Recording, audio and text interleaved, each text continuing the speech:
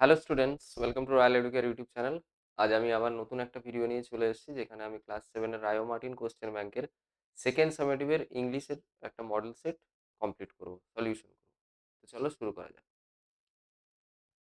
দেখো, 6 নম্বর মডেলটা আগের আমি 5টা মডেল সলিউশন করেছি। এটা 6 নম্বর মডেল। 6 নম্বর মডেলটা এবার আমি সলিউশন করবো তোমাদের সেকেন্ড সামেটিভের জন্য। তোমরা জানো প্রথমেই সিন থাকে, তো এখানে সিনটা একটু পড়লেই তোমরা বুঝতে পারবে সিনটা কোথা থেকে দেওয়া হয়েছে। আঙ্কেল পজের হ্যাংস আ পিকচার, ঠিক আছে? জেরোমকে জেরোমের লেখা আঙ্কেল পজার হ্যাংস এ পিকচার। তোমরা সবাই আশা করি পড়েছো এটা। এটা একটা খুবই ফানি একটা স্টোরি, ঠিক আছে? যেখানে আঙ্কেল পজার একটা ছবিকে টাঙাতে যায়। সেই ছবিটা টাঙাতে গিয়ে যে বিভিন্ন ধরনের সিচুয়েশন ক্রিয়েট হয়, ফানি সিচুয়েশন।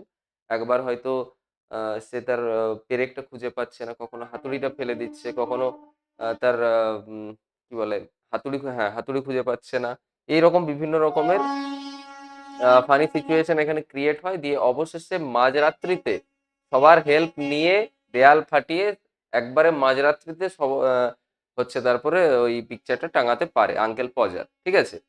তো তোমরা দেখো, এই যে এই পোর্শনটা আছে, স্টার্টিং এর একদম পোর্শনটা, স্টার্টিং এর পোর্শনে কি বলছে এটা আমরা আগে একটু পড়ি, তারপরে অ্যান্সার গুলো করবো, ঠিক আছে? You never saw such a commotion up and down a house in all your life as when my uncle Podger undertook to do a job. দেখো, এখানে কমোশন কথাটার মানে হচ্ছে হইচই। বলছে তুমি তোমার সারা জীবনে এরকমের হইচই কখনোই দেখোনি, ঠিক আছে? এরকম হইচই বলছে কখনোই তুমি দেখোনি সারা জীবনে। As when my uncle Podger undertook to do a job, যখন আমার আঙ্কেল পজার, আমার যে কাকা, পজার কাকার কথা বলা হচ্ছে, যখন কোনো একটা কাজ শুরু করতে যাই, সেই সময় যে একটা হইচই পড়ে যায়, সেই রকম হইচই বলছে তুমি সারা জীবনে কখনোই তুমি দেখোনি। A picture would have come from the frame makers and be standing in the dining room. Dining রুমে বলছে একটা পিকচার এসছে ফ্রেম মেকারের কাছ থেকে। ফ্রেম মানে ফ্রেম মেকার যারা ওই ছবিতে যারা ফ্রেম বাঁধিয়ে দেয়, সেখান থেকে বলছে একটা ছবি এসছে বাড়িতে। সেই ছবিটা ডাইনিং রুমে আছে, বাড়ির ডাইনিং রুমে আছে, সেটাকে টাঙানো হবে, ঠিক আছে? Waiting to be put up. Aunt Podger would ask what was to be done with it. Aunt Podger তিনি কি বলতেন? তিনি বলতেন যে এটার সাহায্যে কি হবে বা এটা দিয়ে কি হবে। আর আঙ্কেল পজার উঠছে, আর আঙ্কেল পজার কি বলতেন? Oh you leave that to me, বলছে তুমি এটা আমার উপরে ছেড়ে দাও। Don't you any of you worry yourselves about that, বলছে তোমরা নিজেরা নিজেদের চিন্তা করো, আর এটা আমার উপরে ছেড়ে দাও। কোনটা? ওই ছবিটার ব্যাপারটা, মানে ছবিটা যে টাঙানো হবে ওটা আঙ্কেল পজার নিজেই করবে আর কি, নিজেই দায়িত্ব নিচ্ছে। I will do all that, বলছে আমি নিজেই পুরোটা করবো। And then he would take off his coat and begin, তারপর তিনি কি করতেন? তার কোটটা যেটা তিনি পরেছিলেন, সেটা পরে থাকতেন, সেটা তিনি খুলে ফেলতেন আর শুরু করতেন। কি শুরু করতেন? না, ওই ছবিটা টাঙানোর কাজ।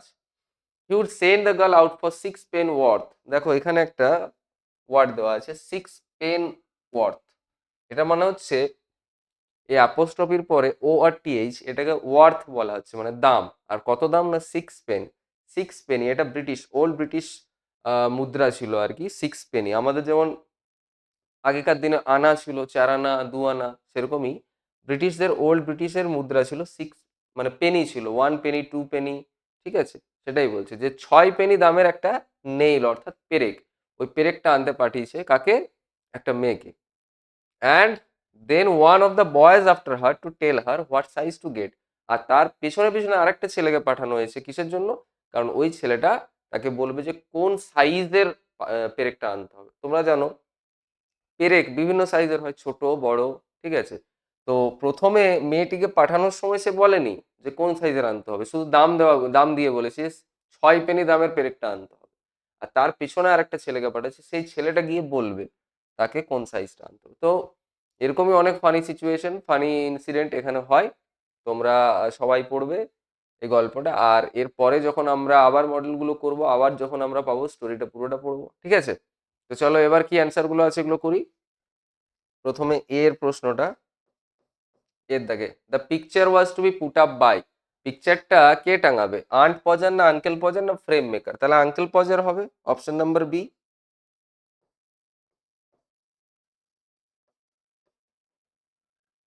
Second question, the picture was kept in the room meant for, মানে কিসের জন্য পিকচারটা রাখা হয়েছে? স্লিপিং, সিটিং না ইটিং, ঠিক আছে?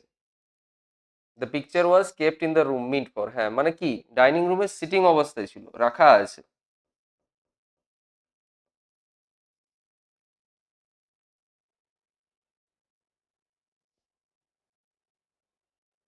আচ্ছা না, এখানে বলতে চাইছে যে কোন রুমটা, তাহলে রুম মানে কি ডাইনিং রুম, ডাইনিং রুমে আমরা কি করি?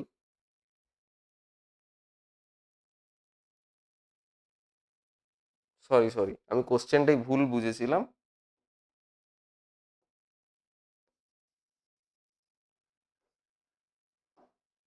ডাইনিং রুম, তাহলে ডাইনিং রুম মানে ইটিং হবে, হ্যাঁ না? হলো? এটা আমি প্রশ্নটা একটু পড়তে ভুল করেছিলাম, যাই হোক। Uncle Podger suggested that none should bother about putting up the picture, bringing nails, taking off his coat. মানে কি বলছে, আঙ্কেল পজার এই উপদেশটা দিয়েছিল কারো কিছু কি বলবো বদার হওয়ার দরকার নেই, মানে কি মানে বিরক্ত হওয়ার কিছু দরকার নেই, কোনো কারোরই কিছু করতে হবে না। কোন ব্যাপারটা নিয়ে, না পুটিং আপ দ্য পিকচার, এই ব্যাপারটা তিনি নিজেই সামলাবেন। তাহলে 3 নম্বর প্রশ্নের অ্যান্সার হচ্ছে পুটিং আপ দ্য পিকচার।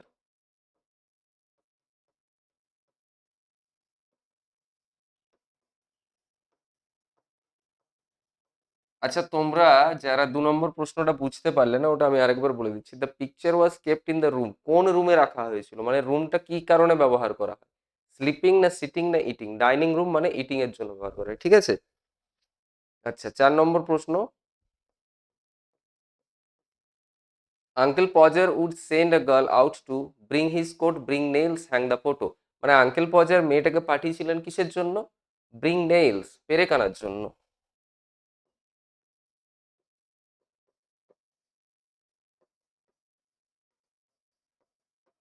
ঠিক আছে, তাহলে এর দাগের প্রশ্নগুলো হয়ে গেল।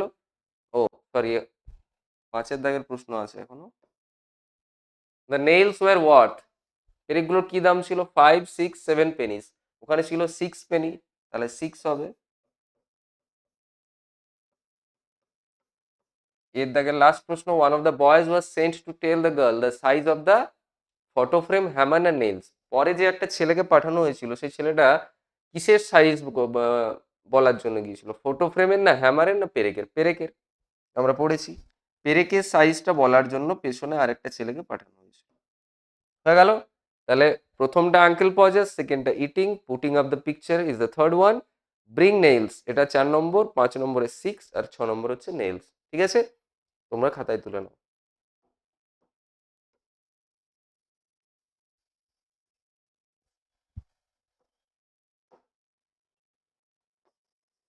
চলো বিয়ের দাগে কি বলছে, ট্রু ফলস করতে হবে আমাদেরকে, আর সাপোর্টিং স্টেটমেন্ট দিতে হবে। There was a peaceful condition whenever Uncle Podger undertook any job. Peaceful মানে কি শান্তিপূর্ণ একটা সময়ের একটা ব্যাপারের কথা বলা যাচ্ছে। শান্তিপূর্ণ একটা কন্ডিশন অবস্থা তৈরি হয় যখন আঙ্কেল পজার কোনো একটা কাজ করার ভেবে নেয় যে আমি এই কাজটা করবো, তখন একটা শান্তিপূর্ণ অবস্থা সৃষ্টি হয়। তাই কি হয়, কমোশন হইচই পড়ে যায়, হই হল, মানে হট্টগোল হয়ে যায়। তার মানে এটা সম্পূর্ণ ফলস হবে। আর প্রথম প্রশ্নের আমরা যে সাপোর্টিং স্টেটমেন্টটা দেবো, এটা একদম ফার্স্ট লাইনটা দেবো। দেখো ফার্স্ট লাইনে কি ছিল, you never saw such a commotion up and down a house in all your life as when my uncle Podger undertook to do a job. তাহলে এই পুরোটা আমরা সাপোর্টিং স্টেটমেন্ট দিয়ে দেবো। You never saw such a commotion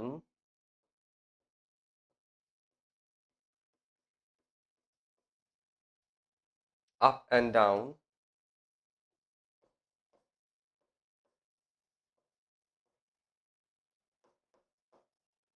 in all your life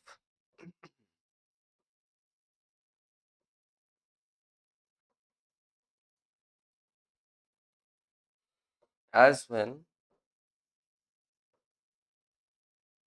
my uncle Podger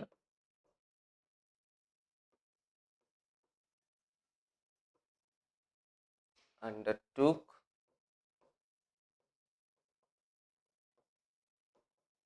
to do a job। ঠিক আছে, এটা প্রথম প্রশ্নের সাপোর্টিং স্টেটমেন্ট আমরা পেয়ে গেছি, আর প্রথমটা হবে false. Next, uncle Podger asked aunt Podger not to worry about hanging the picture. আচ্ছা আঙ্কেল পজার আন্ট পজারকে বলেছিলেন, কি বলেছিলেন? এখানে বলা হয়েছে যে এটা নিয়ে চিন্তা একদম করবে না। ছবিটা যে টাঙানো হবে সেটা নিয়ে চিন্তা একদমই করার দরকার নেই। এটা তো ট্রু হবে। আঙ্কেল পজার বলেছিলেন কি? যে এটা নিয়ে চিন্তা করার কোনো দরকার নেই।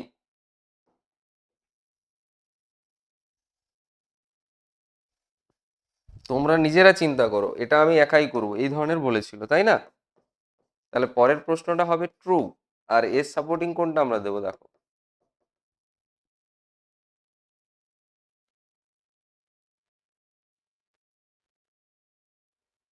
Oh, you leave that to me. Don't you, any of you, worry yourselves about that. I will do that. তাহলে এই পুরোটা আমরা দিয়ে দেবো।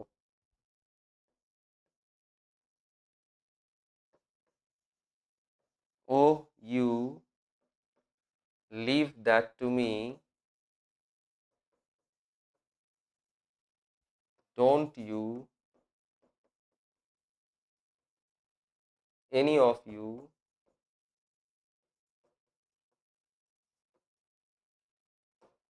worry yourselves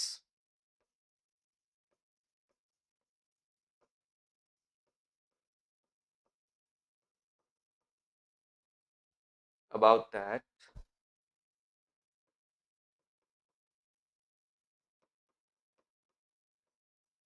I will do all that. এই পুরোটা তাহলে সাপোর্টিং স্টেটমেন্ট তোমরা দিয়ে দাও। ঠিক আছে? ট্রু ফলস হয়ে গেছে। এবার দেখো পোয়েমটা আছে, তোমরা জানো সিলেবাসে তোমাদের দ্য ভ্যাগাবন্ড পোয়েমটা আছে সেকেন্ড সামেটিভের জন্য। এখানে দুটো স্ট্যানজা এখানে আছে। আগের যে মডেলগুলো আছে সেগুলোতে আমি পোয়েমটা সম্পর্কে বলেছি, এবারও একটু বলে দিচ্ছি। ভ্যাগাবন্ড যে পোয়েমটা আছে এটা অ্যাকচুয়ালি একটা ভবঘুরে, ভবঘুরের লাইফটা কিরকম হওয়া উচিত, বা কবি নিজেকে ভবঘুরে হিসেবে দেখছে, দেখার পরে কবি কি কি চাইছে সে সম্পর্কে বলা হয়েছে। কি কি চাইছিল? উম, যে আমি ক্লোজ টু নেচার আমি থাকতে চাই, নেচারের মধ্যে আমি নেচারকে মানে নেচারের প্রতি যে ভালোবাসা কবির সেটা কবি বোঝাচ্ছিলেন, ব্যক্ত করছিলেন, ঠিক আছে, এই কবিতার মাধ্যমে। আর তারপরে আর কি ফার্দার তিনি বলেছিলেন যে যে কোনো সিজন আসুক, অটম আসুক বা উইন্টার আসুক, হার্শ কন্ডিশন যদি থাকে তবুও কিন্তু আমি আমার জীবনটা ঠিক যেরকম কাটাচ্ছি আমি সেরকমই কাটাতে চাই। যদিও আরাম করার মতো আহ, জায়গা, আশ্রয়স্থল আছে, ফায়ার সাইড আছে, তবুও আমি কিন্তু শীতকালের যে কঠিন অ্যান্ড হার্শ কন্ডিশন থাকে সেই কন্ডিশনের মধ্যেও কিন্তু আমি ভবঘুরের মধ্যেই জীবনটা কাটাতে চাই। তো এই যে দুটো লাইন আছে, এই দুটো এই সরি দুটো স্ট্যান্জা আছে, এই দুটো স্ট্যান্জাতে ওটাই বলেছে। কি বলেছে দেখো, or let autumn fall on me where afield I linger, বলছে অথবা আহ, শরৎকালকে আমার উপরে আসতে দাও, আমার উপরে পড়তে দাও, ওয়ার অ্যাফিল লাই লিঙ্গার, যে সময় আমি কিছুটা সময় জমিতে বা মাঠে ঘাটে আমি কাটাতে পারি। লিঙ্গার কথাটার মনে হচ্ছে কিছুটা সময় কাটানো, ঠিক আছে। Silencing the bird on tree, biting the blue finger. আচ্ছা, গাছের যে পাখিরা আছে তারা হচ্ছে চুপচাপ হয়ে যাবে, সাইলেন্স হয়ে যাবে, চুপচাপ হয়ে যাবে, biting the blue finger. Biting the blue finger এখানে কেন বলছে দেখো, এক তো এই যে পোয়েমটা এটা হচ্ছে এখানের নয়, মানে অর্থাৎ ভারতের নয়, কবি ভারতের নয়, কবি যে সিচুয়েশন বা কন্ডিশন বা যে ওয়েদারের কথা বলা আছে সেটা ইউরোপের ওয়েদার, ঠিক আছে। সেইখানে যে ওয়েদারটা হয় সেটা মূলত হয় শীতকালের, ঠিক আছে। তো অটাম যখনই পড়া শুরু করে, শরৎকাল যখনই পড়া শুরু করে সেই সময় থেকে কিন্তু ঠান্ডা আরো তীব্র হয়ে ওঠে। তো সেই ঠান্ডাতে যে অবস্থাটা হয় আর কি, যে বার্ড গুলো আছে, পাখিগুলো গাছের মধ্যে ডাক তারা বন্ধ করে দেয়। আর কি বাইটিং দ্য ব্লু ফিঙ্গার এখানে বলতে চাইছে কি, যে ঠান্ডা যে বাতাসটা যে বইতে থাকে সেই ঠান্ডা বাতাস বওয়ার ফলে কি হয়, হাতের মধ্যে যে হাত বা আঙুলগুলো আমাদের কি হয় অবসের মতো হয়ে যায়, ঠান্ডা, প্রচুর ঠান্ডা, সেটাকেই বলছে আর কি বাইটিং দ্য ব্লু ফিঙ্গার। যেন হাতগুলো আমাদের কামড়ে দিচ্ছে ঠান্ডা বাতাসটা, ওটা বলতে চাইছে। White as meal the frosty field, warm the fireside haven, not to autumn will I yield, not to winter even. দেখো, white as meal the frosty field অর্থাৎ কি বলছে, যে বরফ পড়বে, বরফ পড়ে যে মাঠঘাটটা যেটা কি বলছে তুষারাচ্ছন্ন হয়ে সাদা দেখাবে। কিরকম দেখাবে না, মিল অর্থাৎ এখানে আটা বা ময়দার কথা বলা হচ্ছে, ওটা যেরকম সাদা ঠিক ওরকমই হচ্ছে সাদা দেখাবে তুষার পড়ার পরে পুরো মাঠটা। Warm the fireside haven, haven মানে হচ্ছে আশ্রয়, এটা যেটা বললাম যে আশ্রয়স্থল আছে, গরম আশ্রয়স্থল, ফায়ার সাইড, বিদেশের যে বাড়িগুলো আছে তাদের ভেতরে চিমনি থাকে, তারা বাড়িটা ঠান্ডা গরম রাখার জন্য ভেতরে আগুন জ্বালায়, হ্যাঁ না, চিমনি দিয়ে ধোঁয়াটা ওড়ে। তো সেটাই বলছে যে warm the fireside haven অর্থাৎ আগুনের পাশের যে আশ্রয়স্থলটা সেটা গরম, সেটা আছে, তবুও কি বলছে, not to autumn will I yield, আমি শরৎকালের কাছেও হার মানিনি, নট টু উইন্টার ইভেন, আমি কিন্তু উইন্টারের কাছেও হার মানব না, অর্থাৎ শীতের কাছেও হার মানব না। তো এটাই আছে ভবঘুরের লাইফটা, ভবঘুরের লাইফ সম্পর্কে তিনি কি চাইছেন, কোনটা ভালোবাসেন, নেচারকে ভালোবাসেন, নেচারের মধ্যে থাকতে চেয়েছেন, সেটা নিয়েই পুরো কবিতাটা আছে, ঠিক আছে। তো এখানে দেখো নেম দ্য সিজনস মেনশনড, কোন সিজনগুলো এখানে মেনশন করা আছে পোয়েমটাতে তোমরা জানো, অটম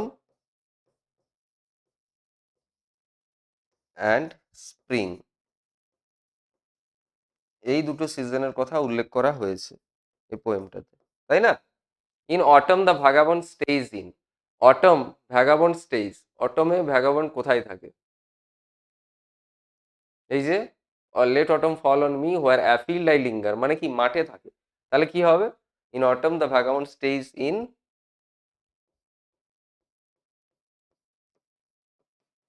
ফিল্ড, মাঠে ঘাটে, মাঠে থাকে।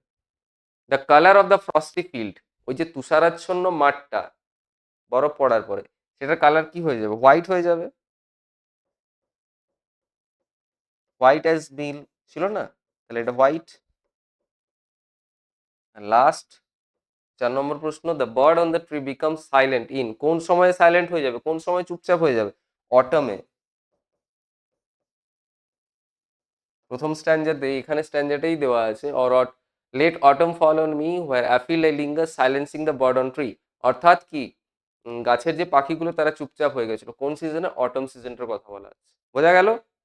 নেক্সট, এবার আনসিন চলে যাব, তোমরা এগুলো একটু খাতায় তুলে নাও।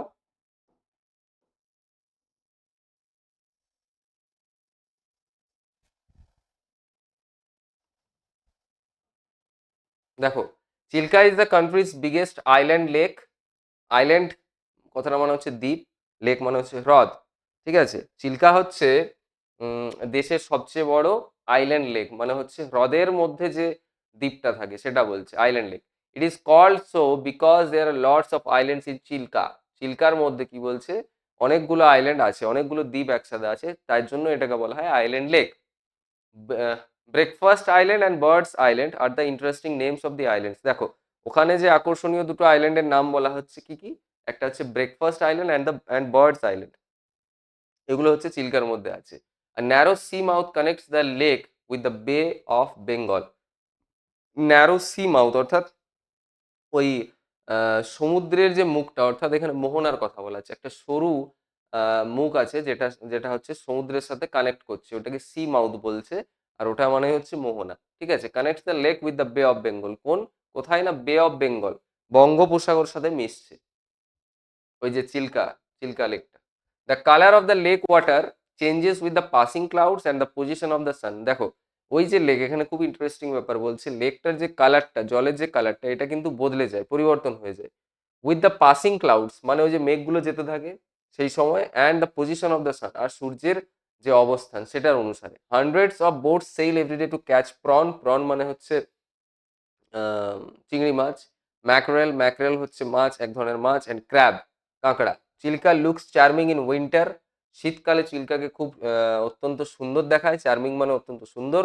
when thousands of birds from Siberia, Mongolia and some other cold countries visit the lake, যে সময় কিনা পাখিরা আসে, পরিযায়ী পাখি, পরিযায়ী পাখি কাদের বলে, যারা হচ্ছে বিভিন্ন সময় বিভিন্ন জায়গা থেকে আসে, কিছুটা সময়ের জন্য কাটায়, তারা ওয়েদারটা ফেভার করে, অর্থাৎ আমাদের এখানে যখন শীত পড়ে সেই সময় শীতকালীন যে দেশগুলো মানে মূলত যেসব দেশের ওয়েদারটা বেশিরভাগ সময় শীত থাকে, সেই সব দেশ থেকে কি হয়, পাখিরা ছুটে আসে আমাদের দেশে, এরকম চিল্কা হ্রদে আসে। তো শীতকালীন এরকম দেশ বলতে এখানে কোন কোন দেশ বলেছে, সাইবেরিয়া, মঙ্গোলিয়া, এই দেশগুলো তোমরা জানো রাশিয়ার থেকে নিচে, মানে রাশিয়াটা ফার নর্থে আছে, তার থেকে কিছুটা নিচে আছে।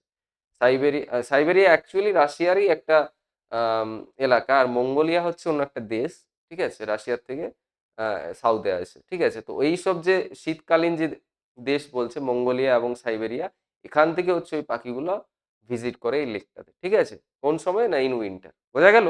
এর মধ্যে আর কিছু ছিল না, চিল্কা হ্রদ সম্পর্কে দেওয়া আছে, ঠিক আছে। এবার এখানে যে প্রশ্নগুলো আছে সেগুলো আমরা একটু করবো।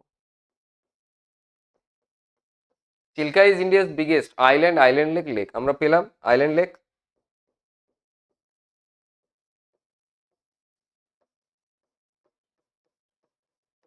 দু নম্বরটা, the names of two islands mention, কোন কোন দুটো আইল্যান্ডের কথা মেনশন করা হয়েছে? Breakfast and lunch island, breakfast and birds island, breakfast and dinner island. তাহলে ওখানে ছিল ব্রেকফাস্ট অ্যান্ড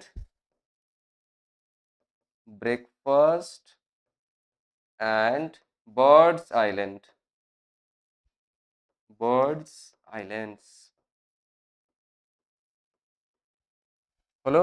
নেক্সট 3 নম্বর প্রশ্ন, the colour of the lake water changes, ওই বড় যে লেকটা আছে, লেকের যে কালারটা, জলের যে কালারটা, এটা বদলে যায় কোন সময়? The passing clouds, the sun's position, both A and B. তাহলে দুটোই আমরা পেয়েছিলাম, পাসিং ক্লাউডস মেঘগুলো যখন সরে সরে যায় সেই সময়ও, এবং দ্য সানস পজিশন সূর্যের অবস্থান অনুসারে। তাহলে both C, A and B, option number C, both, দুটোই অ্যান্সার হবে, বোথ এ অ্যান্ড বি হলো। Hundreds of boats set sail daily to catch, আচ্ছা বলছে শয়ে শয়ে যে ছোট ছোট যে নৌকাগুলো, সেগুলো হচ্ছে প্রত্যেক দিনই যায় কিসের জন্য, কি ধরার জন্য? Crab, prawn and mackerel, only prawn and crab, only prawn and mackerel, কোনটা ছিল? Option number A, option number A, এই তিনটেই, crab, prawn and mackerel, crab, prawn and mackerel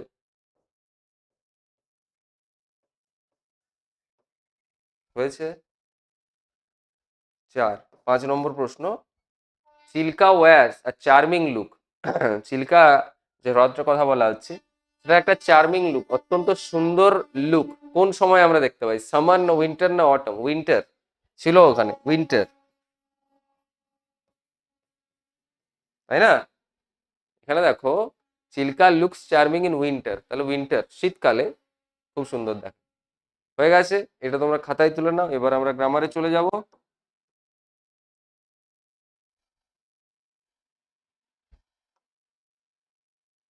চলো, গ্রামারে প্রথমে কি করতে বলেছে? প্রপার ডিগ্রি দিয়ে করতে হবে। A mango is as sweet, সুইটটা দেওয়া আছে অ্যাডজেক্টিভটা, এটার ডিগ্রি আমাদের চেঞ্জ করতে হবে, to taste as an apple. দেখো, ডিগ্রি চেঞ্জের সময় আমি তোমাদের আগে বলেছিলাম, আগে অনেক ভিডিও করেছি, ফার্স্ট সামেটিভের ভিডিও, সেকেন্ড সামেটিভের ভিডিও। ডিগ্রি চেঞ্জ করার সময় যদি অ্যাডজেক্টিভের আগে দা থাকে, তাহলে আমাদের সুপারলেটিভ করতে হয়। যদি অ্যাডজেক্টিভের পরে দ্যান থাকে, দ্যান ওয়ার্ডটা যদি আমরা পাই, তার মানে আমাদের কম্পারেটিভে করতে হবে। আর ওই দুটোই যদি না থাকে, তাহলে আমাদের পজিটিভে করতে হয়। ঠিক আছে? তাহলে এটা আমাদের পজিটিভ হবে। A mango is as sweet to taste as an apple, সুইটটা সুইটই থাকবে। পজিটিভ মানে যেটা ব্র্যাকেটে দেওয়া থাকে সেটাই পজিটিভ। ঠিক আছে? সেকেন্ড, দার্জিলিং ইজ ড্যাশ দেন শিলিগুড়ি, বললাম যদি দেন থাকে তাহলে কম্পারেটিভে করতে হবে, তাহলে কুলটা হয়ে যাবে কুলার।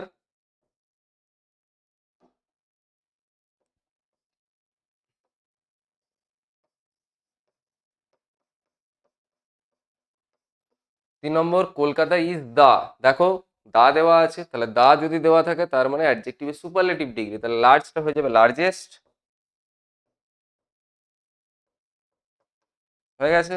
এরপরে দেখো, state the kinds of given sentence, মানে এই সেন্টেন্স গুলো কি ধরনের সেন্টেন্স? আমরা জানি 5 ধরনের সেন্টেন্স হয়, তো এই সেন্টেন্সের মধ্যে কোনটা কি ধরনের সেন্টেন্স? প্রথমেরটা দেখো, ইজিলি বুঝতে পারবে, কোশ্চেন মার্ক দেওয়া আছে, তার মানে এটা ইন্টারোগেটিভ সেন্টেন্স। প্রথমটা হবে ইন্টারোগেটিভ সেন্টেন্স।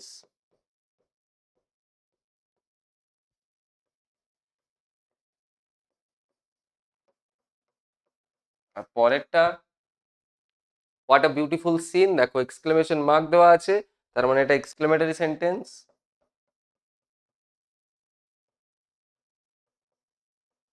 আরো 3 ধরনের সেন্টেন্স আমরা জানি, একটা হচ্ছে অ্যাসার্টিভ, একটা অপটেটিভ, আর একটা হচ্ছে ইম্পারেটিভ। ঠিক আছে? নেক্সট 6 দেখ, underline the participle adjectives. Participle adjective কি, আমি আগে বহুবার তোমাদের এটা বুঝিয়েছি। দেখো, প্রথমটা আছে the rising sun looks bright, এখানে পার্টিসিপল অ্যাডজেক্টিভ কি, ভার্বের সাথে আইএনজি যদি থাকে আর সেটাকে যদি কোনো নাউনকে ডেসক্রাইব করে, অর্থাৎ কোনো অ্যাডজেক্টিভের মতো কাজ করে, সেটা হয়ে যায় পার্টিসিপল। তাহলে এখানে দেখো, দ্য রাইজিং সান, রাইজিং, রাইজের সাথে আইএনজি যোগ করা আছে আর সানকে ডেসক্রাইব করছে, তার মানে প্রথমটাতে হবে রাইজিং। বোঝা গেল? পার্টিসিপল অ্যাডজেক্টিভ আমি আগেও বলেছি, এবারও বললাম। ঠিক আছে? আর একটা হয় পাস্ট পার্টিসিপল, যেটা ভার্বের থার্ড ফর্ম দিয়ে করতে হয়। 2 নম্বরটা আছে দেখো, do not board a running bus এখানে দেখো রানের সাথে আইএনজি যোগ করা আছে আর বাসকে দেখো ডেসক্রাইব করছে, তাহলে এটা হয়ে যাবে রানিং। সেকেন্ড ডেটটা হয়ে গেল running. Next 3 number,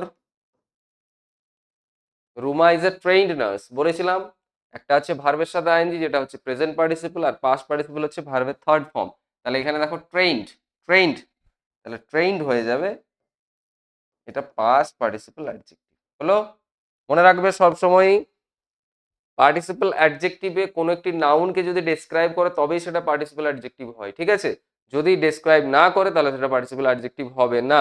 make opposite words by adding prefix to the following, এটা তোমরা খাতার মধ্যে একটু তুলে নাও।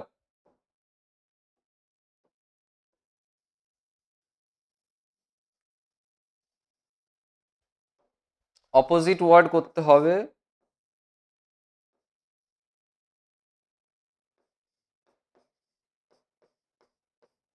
প্রিফিক্স যোগ করে। অনেস্ট কি হয়ে যায় অপোজিট করলে? ডিসঅনেস্ট হয়ে যায়, তাই না? অনেস্ট হয়ে যায় ডিসঅনেস্ট। আর একটা আছে রেগুলার হয়ে যায় ইররেগুলার। হয়ে গেল। এবার রাইটিং স্কিল দেখো, প্রথমটা আছে write a story using the following points, give a suitable title. প্রথমে যে স্টোরিটা আছে দেখো, কচ্ছপ এবং ওই খরগোশের যে গল্পটা, সেই রেস স্টার্ট হবে, তারা ছুটবে, হ্যাঁ না? এই গল্পটা আমরা ছোটবেলা থেকে পড়ে আসছি। তো এটা দেখো আমি লিখে দিয়েছি। আর পরের যেটা আছে, পরেরটা আছে short paragraph about your experience of visiting a flower garden. তুমি একটা খুব সুন্দর ফুলের বাগানে তুমি গিয়েছিলে, তোমার কি এক্সপিরিয়েন্স হয়েছিল, অভিজ্ঞতাটা, সেটা সম্পর্কে লিখতে হবে। তো এই পয়েন্টগুলো আছে, প্রত্যেকটা পয়েন্ট ইউজ করেই আমি কিন্তু এই রাইটিংগুলো তোমাদের লিখে দিয়েছি, তোমরা একটু খাতায় তুলে নাও। দেখো প্রথম রাইটিংটা, a hare and a tortoise. Once a hare challenged a tortoise to a race. তোমরা জানো এটা একটা সময় একটা সরি, একটা খরগোশ একটা কচ্ছপকে চ্যালেঞ্জ করেছিল একটা রেসের জন্য। The hare was very proud of his speed. নিজের যে গতি, দ্রুততা, সেটা নিয়ে হচ্ছে খরগোশ খুবই গর্ব অনুভব করতো, নিজেকে গর্ব বলে মনে করতো। The tortoise accepted the challenge. এই চ্যালেঞ্জটা অ্যাকসেপ্ট করেছিল ওই টর্টয়েসটা, কচ্ছপটা। Thus the race began. এইভাবেই হচ্ছে এই প্রতিযোগিতাটা শুরু হয়েছিল। The hare ran very fast and soon went far ahead. কি বলছে? খরগোশটা খুব দ্রুত ছুটে অনেকটা এগিয়ে গিয়েছিল। Seeing the tortoise far behind. কচ্ছপটাকে দেখতে পেলো যে কচ্ছপটা অনেক পিছনে আছে। He decided to rest under a tree. সেটা দেখার পরে সে একটা গাছের তলায় রেস্ট করার সিদ্ধান্ত নিয়েছিল, বিশ্রাম নেওয়া। Soon he fell asleep. তারপর সে ঘুমিয়ে পড়েছিল। The tortoise kept moving slowly but steadily. ধীরে ধীরে বাট কন্টিনিউয়াসলি ওই কচ্ছপটা কিন্তু এগিয়ে যাচ্ছিল। He did not stop on the way. সে রাস্তায় কিন্তু দাঁড়ায়নি। আফটার সাম টাইম, কিছুটা সময় পরে, he cross the sleeping hare. সে তারপরে কি করলো? ওই ঘুমন্ত যে খরগোশটা ছিল সেটাকে পেরিয়ে গেল। এখানেও দেখো স্লিপিং হেয়ার, এটাও কিন্তু একটা পার্টিসিপল অ্যাডজেক্টিভ। দেখো ভার্বের সাথে আইএনজি যোগ করা আছে, আর হেয়ার এটা একটা নাউন, এটাকে ডেসক্রাইব করছে। তো কি বলছে দেখো, he cross the sleeping hare. সে ওই ঘুমন্ত যে সরি খরগোশটা আছে সেটাকে পেরিয়ে গেল। And reach the goal first. আর যেটা গন্তব্যস্থল ছিল, প্রতিযোগিতার ফিনিশ লাইন, সেখান পর্যন্ত পৌঁছে গেল। When the hare walk up. যখন ওই খরগোশটা ঘুম থেকে উঠলো, হি র্যান ফাস্ট। সে খুব দ্রুত দৌড়াতে চেষ্টা করলো, but it was too late. কিন্তু এটা অনেক দেরি গেছিল। The tortoise had already won the race. আর কচ্ছপটা ইতিমধ্যে কিন্তু রেসটা জিতে গিয়েছিল। তো এটার মোরালটাও আমি দিয়ে দিয়েছি, মোরালটাও তোমরা একটু দেখে নাও। Slow and steady wins the race. অর্থাৎ ধীরে ধীরে কিন্তু কন্টিনিউয়াস এফোর্ট, তুমি যদি কন্টিনিউয়াসলি যেতে থাকো তাহলে কিন্তু রেস তুমি জিততে পারবে, ঠিক আছে? আচ্ছা, আরেকটা ছিল my visit to a garden. এটাও তোমরা তুলে নাও। দেখো, last Sunday I visited a beautiful flower garden near my home town. আমার হোম টাউন অর্থাৎ যে বাড়ি, সেই শহরটা আর কি, মানে আমি যে শহরে আর কি থাকি বা থাকতাম, সেই হোম টাউনে আমি একটা বিউটিফুল ফ্লাওয়ার গার্ডেনে আমি গিয়েছিলাম গত রবিবার। It was located beside a small lake and surrounded by tall trees. একটা বড় পুকুরের ধারে এটা আছে অবস্থিত, আর এটার চারিদিকে কি বড় বড় লম্বা লম্বা গাছ আছে। As I enter the garden, যখন আমি গার্ডেনের ভেতরে প্রবেশ করলাম, আই স নিট পাথওয়েজ, পরিষ্কার পরিচ্ছন্ন পথগুলো, সরু সরু পথ যেটা দিয়ে হেঁটে যাবে। গ্রিন লনস, আচ্ছা বাগিচা আমরা দেখতে পেলাম সবুজ কালারের, সবুজ রঙের benches and a fountain. Fountain মানে কি? ঝর্ণা। ইন দ্য মিডল, ওই বাগানের মিডলে মিডলে আমরা এগুলো দেখতে পেলাম, ঠিক আছে? The garden was full of colourful flowers, বিভিন্ন ধরনের রং বেরঙের ফুল ছিল সেখানে। কি কি? Like roses, marigolds, lilies, sunflowers and dahlias. আচ্ছা, এখানে মেরিগোল্ড মানে হচ্ছে গাঁদা, বাকিগুলো তোমরা জানো। ডালিয়া ফুল, রোজ মানে গোলাপ, লিলি, সানফ্লাওয়ার, এগুলো সবই জানো। বাটারফ্লাইজ অ্যান্ড বিজ ওয়ার হোভারিং ওভার দ্য ফ্লাওয়ার্স। আচ্ছা, প্রজাপতি আর হচ্ছে মৌমাছিগুলো উড়ে উড়ে বেড়াচ্ছে, ওই ফুলের চারিপাশে উড়ে উড়ে বেড়াচ্ছে। অ্যাডিং টু দ্য চার্ম, এটা আরও যেন সৌন্দর্যটা বাড়িয়ে তুলছিল। দেয়ার ওয়াজ ফ্রেশ, খুবই সতেজ, যে বাতাসটা ছিল খুবই সতেজ এবং ফ্র্যাগরেন্ট মানে সুগন্ধযুক্ত। And the whole place looked very peaceful, আর পুরো জায়গাটাই একদম শান্তি লাগছিল, শান্তিপূর্ণ মনে হচ্ছিল। I felt relaxed and happy, আমাকে নিজেকে স্বস্তি মানে স্বস্তি অনুভব করছিলাম আমি, এবং খুশিও অনুভব করছিলাম। হোয়াইল ওয়াকিং দেয়ার, যখন আমি হাঁটছিলাম। The visit was refreshing and left a lasting impression on my mind. এটা খুবই তরতাজাপূর্ণ একটা ভিজিট ছিল আমার, হ্যাঁ ভিজিট ছিল। আর যেটা কিনা আমার মাথার মধ্যে একটা লাস্টিং ইমপ্রেশন, মানে দীর্ঘ সাময়িক একটা ইমপ্রেশন আমার মাথার মধ্যে কিন্তু রয়ে যাবে, ঠিক আছে? তো এটাই ছিল, তোমরা এটাও তুলে নাও পুরোটা, ঠিক আছে? নেক্সট আমি আবার একটা মডেল নিয়ে হাজির হব। আর যারা আগের মডেলগুলো দেখোনি তারা আগের মডেলগুলো দেখবে, ঠিক আছে? সব ভিডিও এখানে পাওয়া যাবে।